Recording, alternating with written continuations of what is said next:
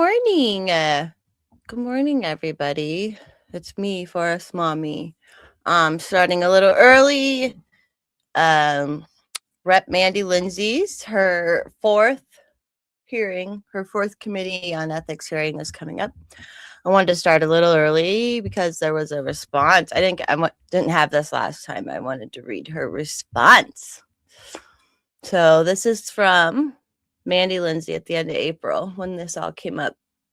Well, it didn't all come up. It was known for years, or over a year. Dear Chair McCormick and members of the House Committee on Ethics, hopefully you guys can hear me okay. It's early, so my voice is nice and gravelly.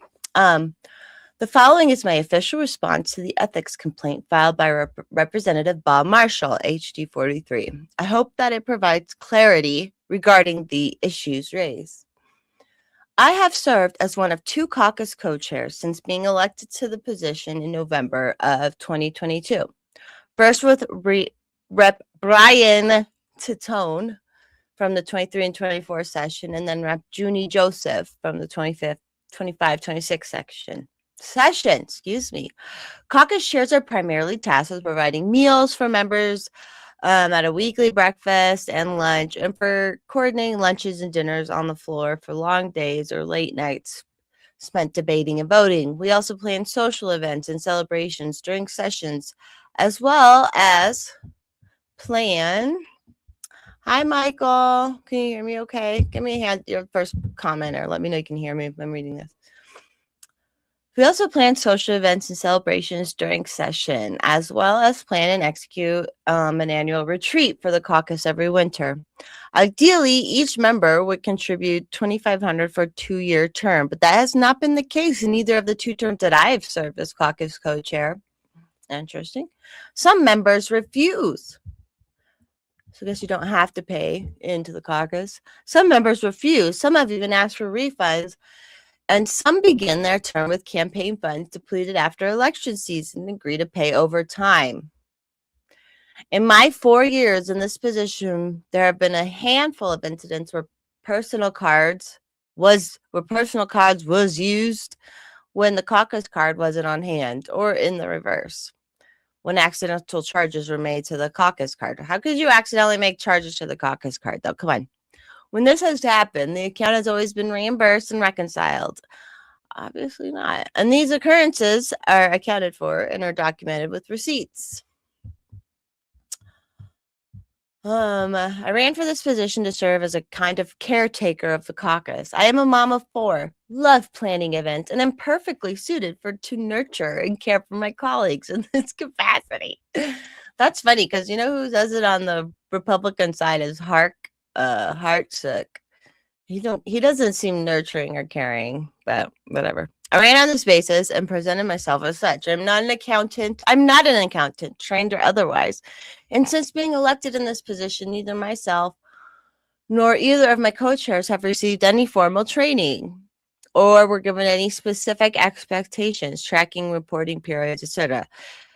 That being said, I understand there are questions and I'm happy to answer them. Following is my response to each of the complaints. Okay, so she's like blaming them for not training them. Hold on, my mic might be loud here.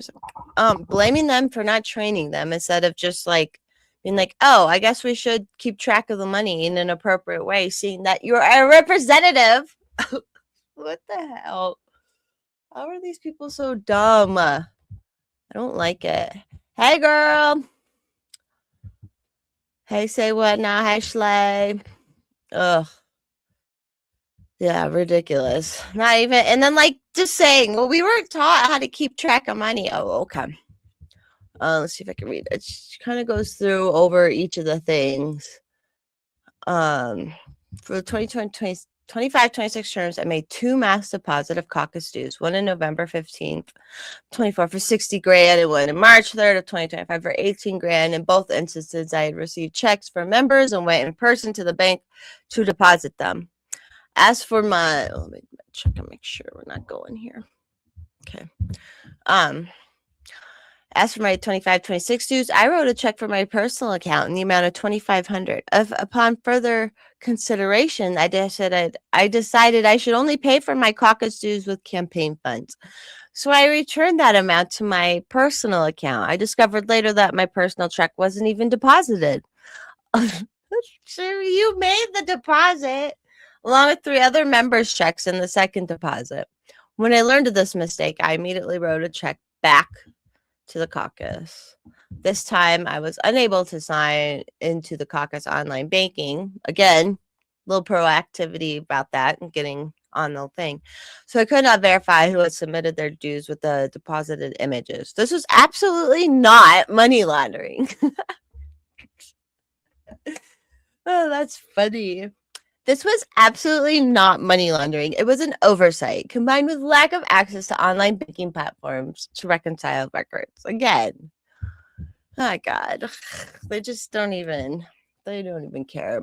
Hi, Michael. Yeah, luckily this is just an idiot Democrat at the House level, but like, I don't know. Look, I made it early enough. It was at 9 o'clock today. It's starting, so I had time to take a shower and get on screen a little bit. Okay, read a little bit more. This one. Since becoming caucus co-chair back in 2022, I've sometimes used my own funds to purchase material for the caucus. Apparently, she's broke. For retreats, for celebrations and events, and for food. This would all be very easy to keep track of, by the way, if you keep receipts.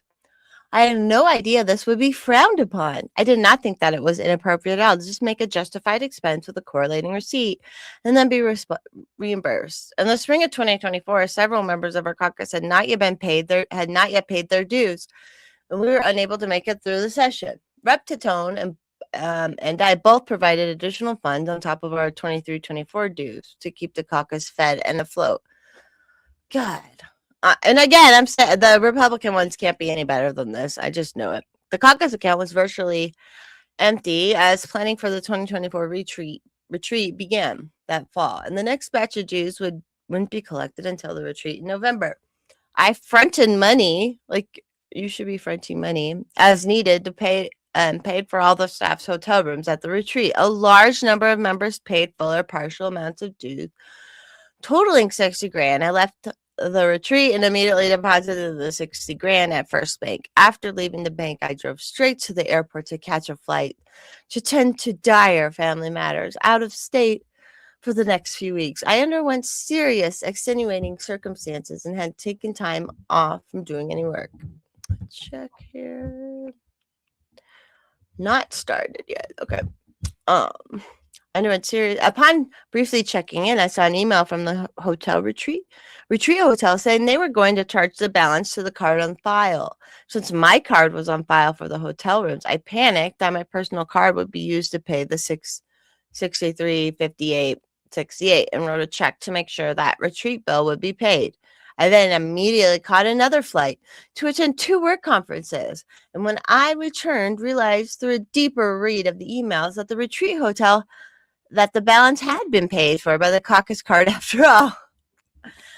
Oh, I needed to rectify the hotel payment. This is ridiculous. And I returned, realized through a deeper read of the emails from the sheet. Oh, wait a minute. I needed to rectify the hotel payment, and I also needed to be reimbursed for the several thousands of dollars that I had spent in my own funds since being the caucus co-chair. Rep. Joseph had some understandable questions, and we had a meeting in our office on April 4th, 2025. We agreed to schedule another meeting and organize all the record. However, before that meeting was scheduled, this was last year, by the way, or hell, Rep. Joseph requested a meeting with the Speaker and Majority Leader, which took place 10 days later on the 14th. These 2 meetings are the only time that my co-chair and I have ever sat down to discuss the caucus finances. Since a serious strain in our relationship developed, yeah, I bet. Following an altercation that occurred at our caucus retreat, they had something happen. I wish I would have saw that. Because, Junie Geo self, that would have been interesting. In preparation for the meeting with my co-chair and leadership, I created a visual aid using Post-it notes, which we saw last time, to represent all my expenditures. It was never meant to stand in place of receipts. It was a colorful tool for explanation. No. Still haven't started. A little late over here. Okay. I provided them with receipts in a binder. Hi, James. Hi, JC. Hi, Patrick Shouts. Hi, everybody in the chat. Sorry, I'm on the one side now, but hello. Good morning or good almost evening, probably for James. And just checking if we started. Okay. Whatever. This girl's just a dumb bitch and should have never. Like any organization that anyone has, be it, and this happened for the Libertarian of Colorado had a couple treasurers for a while that screwed stuff up. It's like you gotta have people who are good at what they do and keeping track of other people's money. OPP, OPM. Like just the fact in her responses, she's like, I wasn't trained. I didn't know. Well, that's like the basics. You don't have to have ever been trained at bookkeeping to know that you have to keep track of people's bookkeeping well and their other money well. Like, hello. So let's start out. I'm like getting old. I went out for my birthday this weekend and my hip hurts. Everything hurts. I have a tooth sore. My hip hurts. Guys, I'm getting old. Ugh. See, chat. Said hi to everyone, I think. Actually, let me put my Rumble chat up too. Oh, I hope everyone had a good weekend.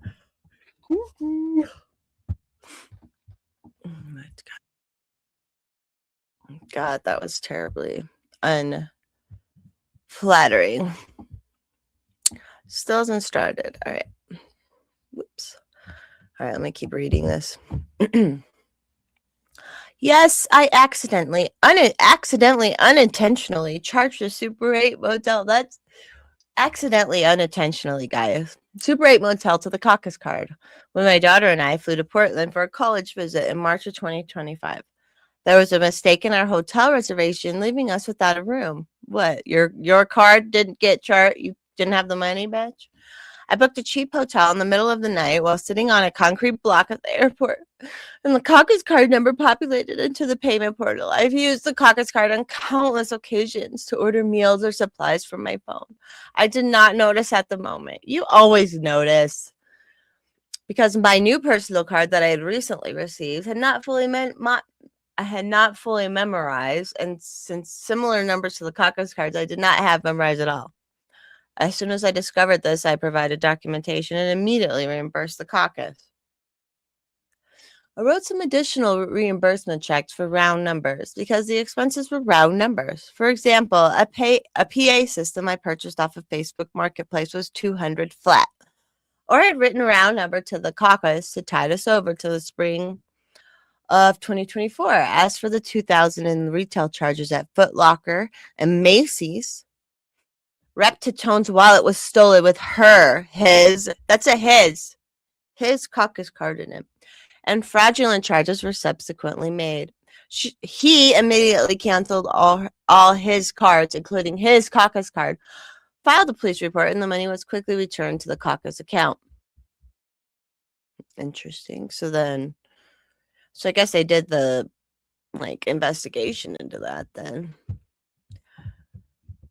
Oh, where's my stream guard? Yeah, I'm 34, Michael. 34 plus some.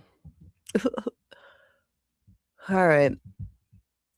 Just getting through her response because I didn't see it last time. The CDP, Colorado Democratic Party, did complete a review of the caucus accounting during the late summer of 2025.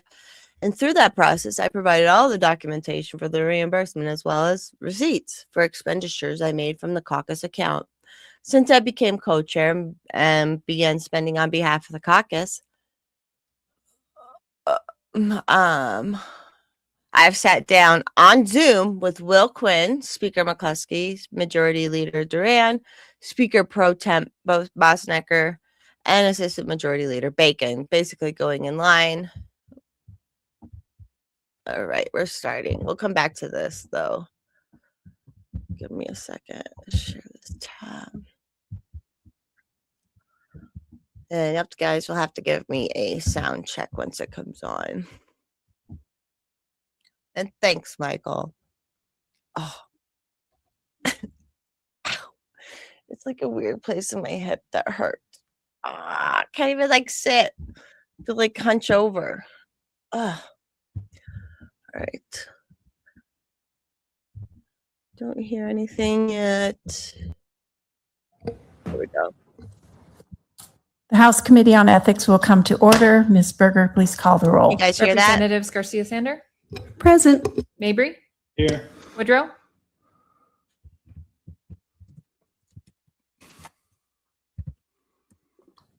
Representative Woodrow? Where you at, Excused. I know he'll be there. Soper? Here. Madam Chair. Here. Right. Thank you all. And I want to especially start this meeting by thanking all the folks that have responded to our multiple requests for documents pertaining to this issue. I want to especially thank our OLLS and LCS staff members, Director Checo, Ms. Chase, Ms. Love, Ms. Ross, Ms. Berman, Ms. Berger. You all have put in a tremendous amount of work on top of all your other work on this. And at this time in session, I just really appreciate all that you've done after hours and during hours. We have received hundreds of pieces of documentary evidence, and I think I speak for all of us on the committee in saying that we've received much more than we expected. We've met regularly over the past month, reviewing and discussing the allegations in the complaint from Rep. Marshall, and I know that each of us on the committee has spent hours on our own digging into all that we've received. We've carefully considered each of the points in Rep. Marshall's complaint.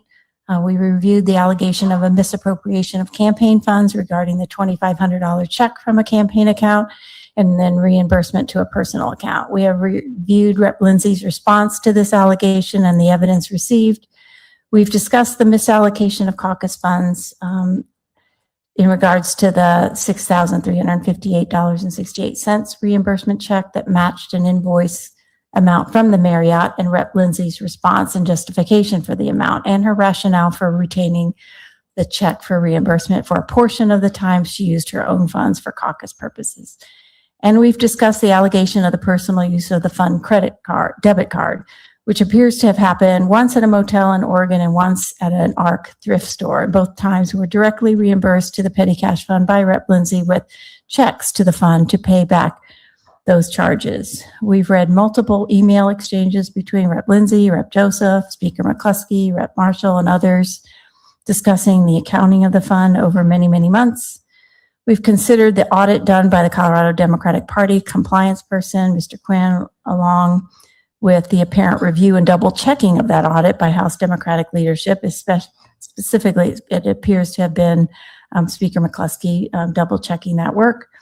We have reviewed all the evidence and with the help of OLS have constructed a timeline of evidence received and again have carefully considered Rep. Lindsay's response to Rep. Marshall's allegations.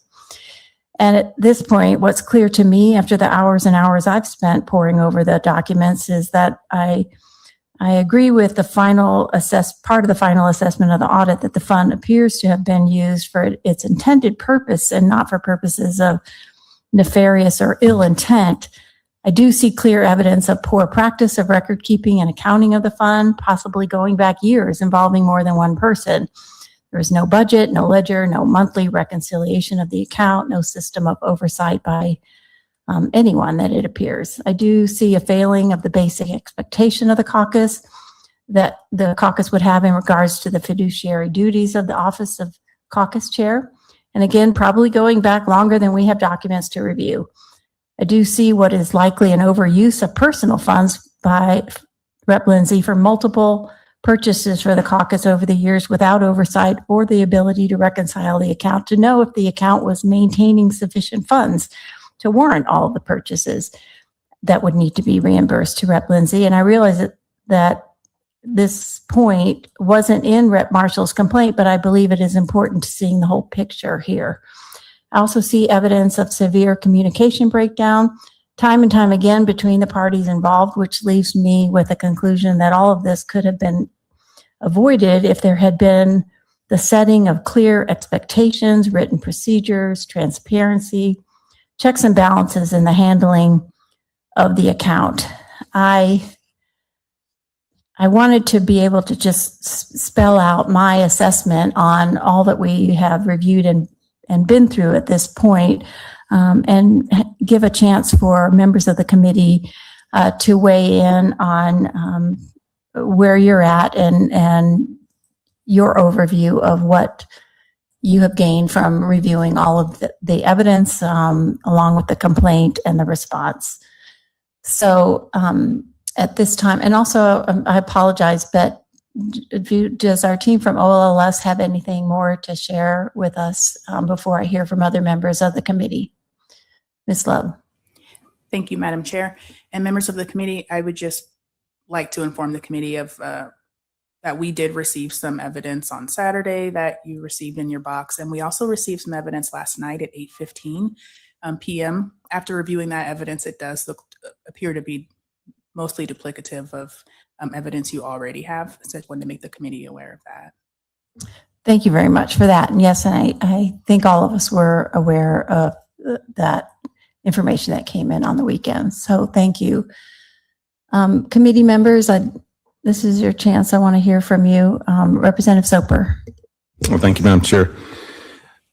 And Madam Chair, I would have very similar findings to what you just concluded, that looking at all the evidence, hundreds and now hundreds of pages, which is kind of mind-boggling in this case, that it does paint a pretty clear picture that the Democratic Caucus account certainly lacked appropriate oversight.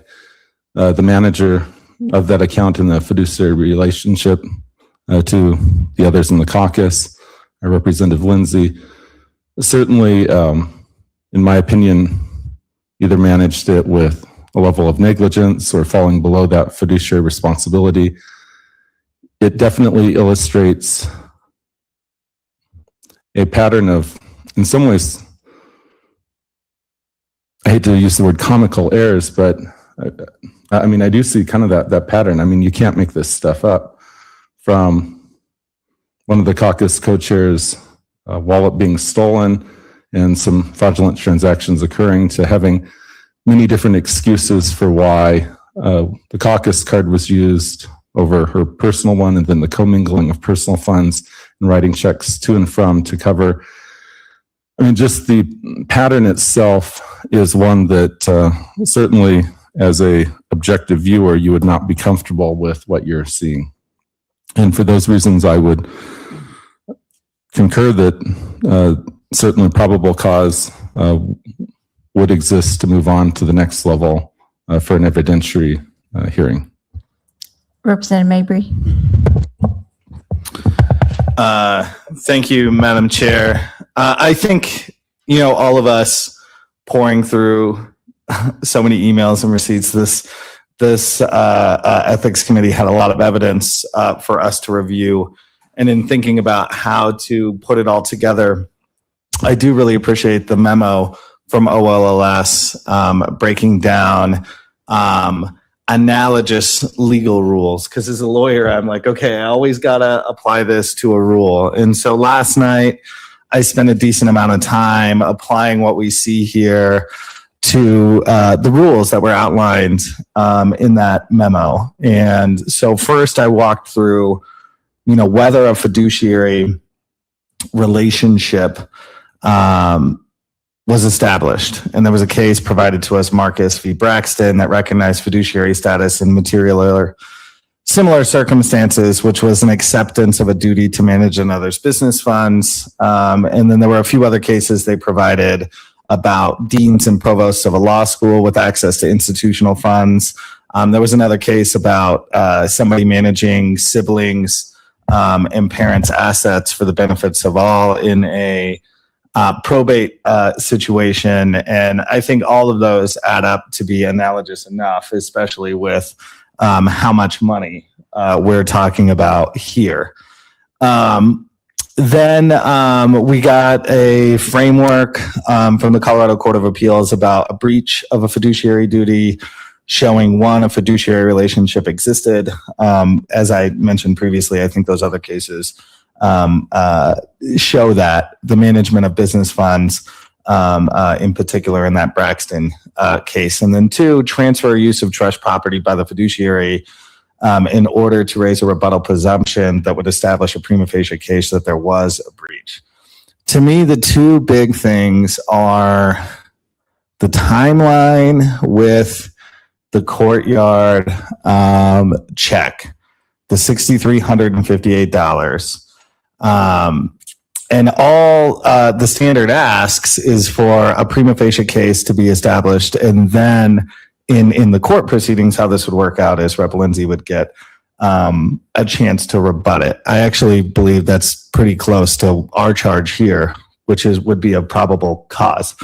And I just do not think that in the case of the hotel case that the narrative makes enough sense to me. If you're in a panic and you cut yourself a $6,300 check, presumably the reason why you're in a panic is you think this amount is going to hit your personal account, and the 3 weeks that pass before the check is cashed don't necessarily line up to me with there being a panic there. I mean, especially, and right, this is like why we're saying there's probable cause and we're opening it up for a hearing, especially if you're on a legislator salary.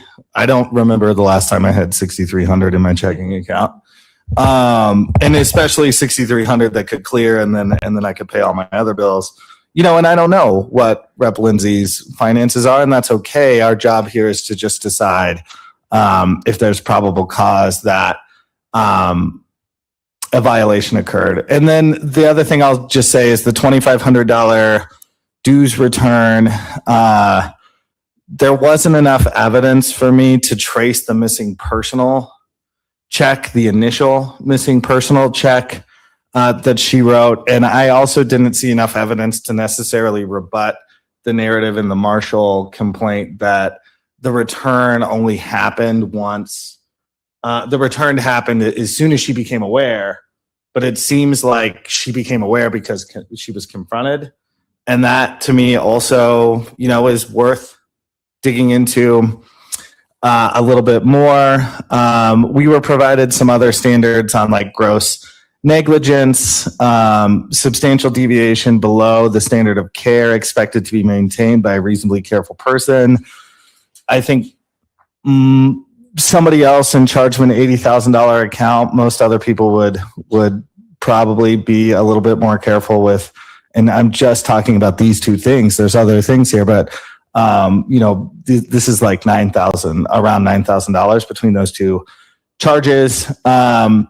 I will say that the theft and money laundering allegations require a higher standard. We don't have enough evidence of mens rea or intent there for me to believe that we have enough evidence on that part. But for those first other things, I do believe that we have enough probable cause to move forward. Representative Woodrow is here. Representative Garcia Sander. Thank you, Madam Chair. Moving I don't forward have so much far. to add to what's already been said. I agree with what the chair and vice chair and my colleague Rep. Mabry have said already. I think there's just the evidence is of really poor bookkeeping and mismanagement of the caucus funds. And I think there's the fiduciary responsibility that you take on when you become a caucus chair to, uphold the expectations and trust of your caucus. And so I think there's just been there's evidence of just negligence in bookkeeping and practices. And I think that's where our probable cause lies. So I'll just leave it at that. Representative Woodrow. Thank you, Madam Chair. I ditto everything everyone said. I think that's a really sound and thoughtful way to approach this. I would just put on record that Rep. Lindsay is one of the nicest people. And that's what I think makes this type of hearing exceptionally difficult. I also, have a lot of sympathy for someone who comes into a situation that's already a mess, and finds themselves, in a very difficult position. Having said that, when you're managing other people's money, the law imputes, as Rep. Mayberry said, a fiduciary obligation. I think that's there's sufficient evidence to show that that's been established here and that was breached. And then there's, sloppy bookkeeping probably amounting, to gross negligence. And it is because of that sloppy bookkeeping that we're unable to figure out exactly what happened.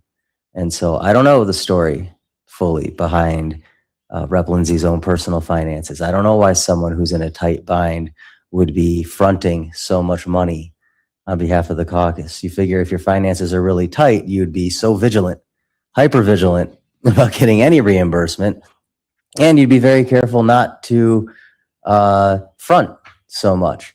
And it tells me that there was probably something else there that you just didn't want a light shine on. And, I do feel like there's also some modicum of responsibility that we should put on record with respect to the caucus co-chair, who also had an obligation. There was certainly one who, like I said at the last meeting, had sort of like the less I know, the better approach. And, I give a lot of credit to the, person who came in after the fact and sort of blew the whistle on all this, because that couldn't have been easy either. And so with the deepest level of respect and admiration for Representative Lindsay, I do think that there is probable cause to find breach of fiduciary duty and some type of gross negligence. I don't know the particulars beyond that, just because the bookkeeping is such a mess. And like Rep. Mayberry said, I don't think that we have enough to establish intent. So that's where I land. Thank you for that. I do want to add as well, back to our kitchen analogy. The kitchen was not in good shape. The kitchen was not organized.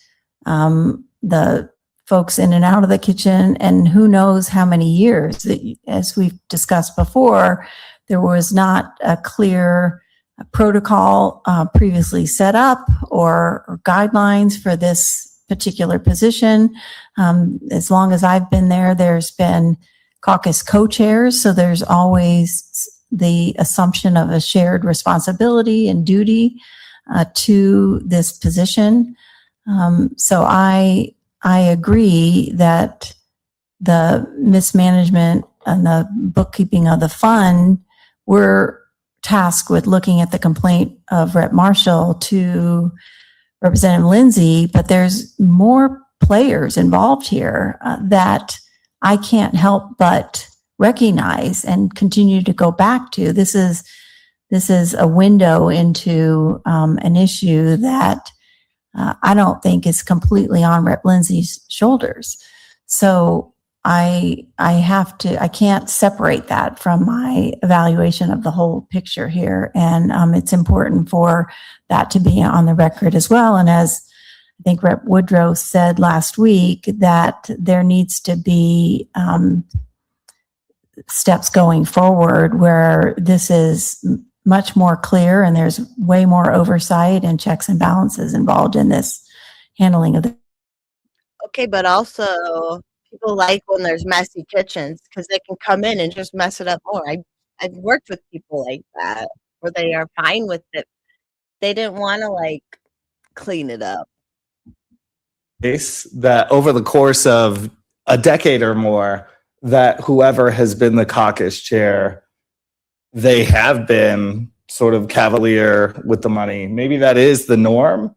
And, maybe we elect the caucus chair and the caucus chair before the caucus chair before the caucus chair before. I'm not accusing anybody of anything, but it could easily be the case that this is the norm of how funds have been dealt with here. And they've been like, as long as we land the plane and at the end of 2 sessions, everybody gets breakfast and we're able to book the hotels for the things we need to book. And, maybe as it was passed off to Rep. Lindsay, it wasn't super serious, and maybe leadership didn't have a set of protocols that say, hey, you're a fiduciary, this is really serious, track everything. And Rep Lindsay could be in an unfortunate situation here where because of the circumstances and her personal conflict that she is the one that we're taking a closer look at this. But maybe 10 years ago, if Maybe none of you should be making laws because you can't even run caucus funds. I don't know. not great. And so I think that's another reason why the work we're doing here is important. Maybe we can push leadership to, put some more clear guidelines in place around how these funds are managed. Representative Soper, I just, before you go, I just want to level set here for where we are right now. It sounds like we're at the point in our call to consider whether there is probable cause that a violation may have occurred. And the general allegation in the complaint is that Representative Lindsay, and this is in quotes, grossly mismanaged and frequently used the fund for personal use in an unethical and potentially criminal manner, with funds unaccounted for by appropriate receipts, or which any other basic and fundamental fiscal measures one would expect of a person in the exercise of fiduciary duties required by such a role and office, end quote. So for our next steps, we would consider if we find the alleged behavior, does it give rise to an ethical violation involving legislative duties? And if there is probable cause to find that a violation may have occurred, if we make that motion and we vote yes on that motion, then that is our decision there. And if we don't believe that the alleged behavior gives rise to an ethical violation, we would vote no. But it sounds like we are all leaning in the same direction. So Representative Soper, I know you might have an additional comment. And then if you have a comment, go ahead. And then if you are willing, I would accept a motion on probable cause when you're ready. Thank you, Madam Chair. I'll actually have a preface and then make the motion. I just want to preface by saying, it does kind of pain me to have to make this motion because I do see Representative Lindsay as being one of the nicest members in the chamber. But our charge was to look at the documentary evidence as presented to us and to not take our personal feelings into this matter, but to only review ethical standards and the facts that we have before us. And because of that, I would move that the committee find that probable cause exists, that an ethical violation by Representative Mandy Lindsay may have occurred under breach of fiduciary responsibility and negligence, but not at a criminal level. Is there a second? Seconded by Representative Woodrow. Any further comments before we take a vote? All right, Ms. Berger, please call the roll. Representatives Garcia-Sander, Yes. Mabry, Yes. Woodrow, Yes. Soper, Yes. Madam Chair. Yes. Passes 5-0. And that motion passes 5-0. At this point, we are, I'm going to turn it over to OLLS to walk us through what the next steps may be. Ms. Chase. Excuse me. Thank you, Madam Chair. With this finding, under Rule 49D, the committee is required to notify Representative Lindsay of her that probable cause exists and that she has the right to ask for a hearing within 7 days of today. So that would be 7 days would be Sunday. So we would obviously give her till Monday. You can decide if you want to close a business or some other time. You won't be here anymore. So I'm not sure the timing, during the day matters much. We could just say 5 o'clock if you'd prefer. And we can work with you to prepare that notice and get it out to her today. And then after that, if she were to request a hearing, I think we've been here before, the committee would need to determine some guidelines and procedures for operating that evidentiary hearing. We can provide you some information like we did in the prior committee, in the prior matter, so that you can start thinking about what that might look like. If she were to request a hearing, then you have to start that hearing within 14 days of her request. And at that hearing, she has the ability to cross-examine witnesses, to present evidence, to have counsel. You also would be able to examine witnesses and request additional evidence. If she chooses not to request the hearing, then that basically concludes the work of the committee, other than you probably would want to meet again to kind of wrap up your findings and develop a report to send to the speaker. And at that time, you could also consider whether or not you want to make some recommendations to leadership about this matter. Thank you, Ms. Chase. So 7 days from today, the letter would go out today, is what I heard you say. Correct. So yes, end of day Monday is fine. And then 14 days, if she were to request a hearing, we would have 14 days. But if not, do we have a deadline on when we would need to wrap up our findings, and would we be able to have that meeting completely remotely? Ms. Chase. Thank you, Madam Chair. There is no deadline in the rule for when you would need to wrap up, but it's probably better to do it sooner rather than later. Under the rules, you can meet entirely remotely as long as you're not taking any testimony, which it doesn't seem like you would be in this situation. You're just having a conversation about what your final recommendations may be, if you have any. So it is something that you'd probably have a little more flexibility in terms of scheduling. Maybe did you have? Okay. Okay. Well, that being the case, then all our work is done today. This letter will be produced by you all, and do we need to approve that letter, or is it going to go out when you have it ready? Ms. Chase. Thank you, Madam Chair.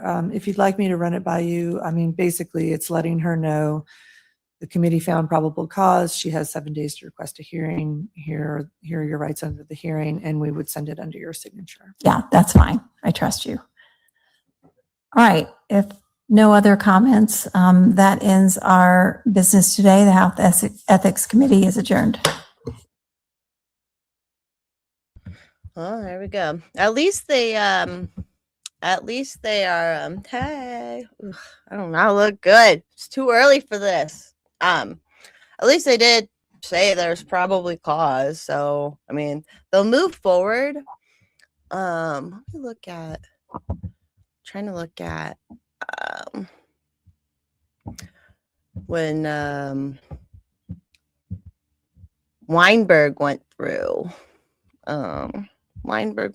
this earlier this year with his thing, and I forget how far he went through as far as he did. Let's see here. So that was past schedule.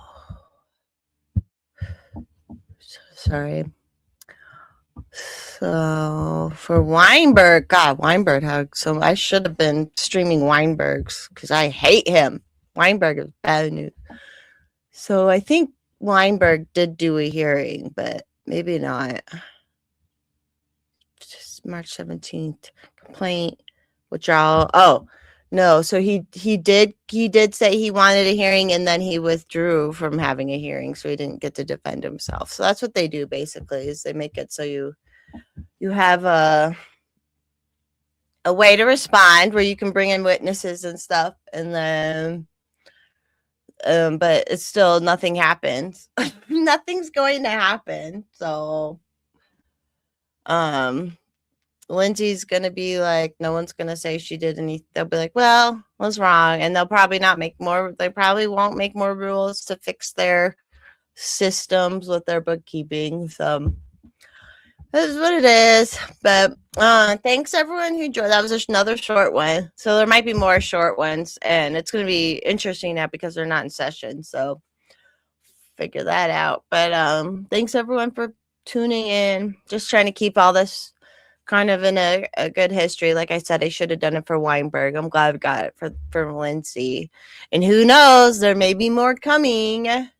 If I was the aide at the Capitol who got fired by Jarvis, I'd be filing a complaint, but whatever. All right, guys, I'll talk to you later. See you on Twitter. Bye.